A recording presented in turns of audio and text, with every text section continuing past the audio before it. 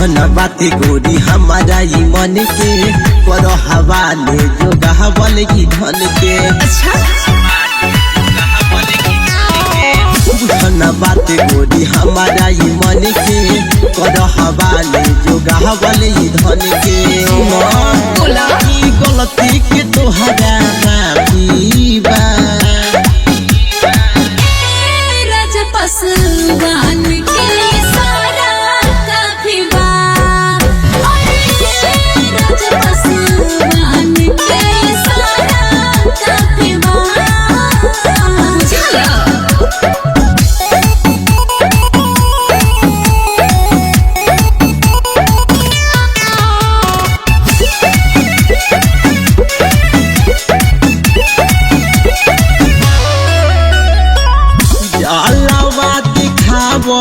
ये स्टेज पहा रहु रे हो साइन तोरा पेज पा ऐसा बता हाँ हो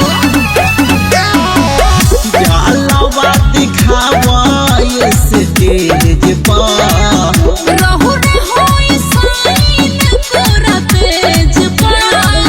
अगर आलू चंचल बुझालू करे मन देखे खातिर तो पल झापी बा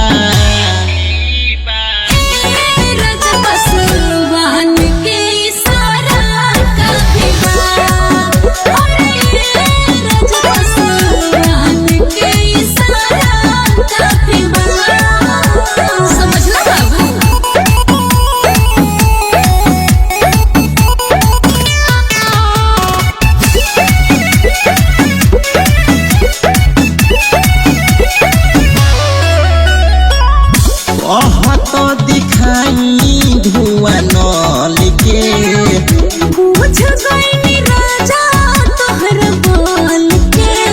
साचू में का हाँ जी तो दिखाई धुआं नल के बुझ गई राजा तोहर बोल के।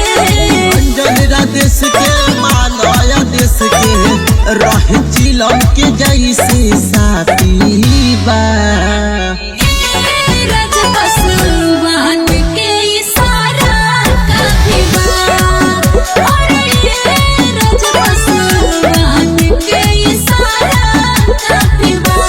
बच के रहा।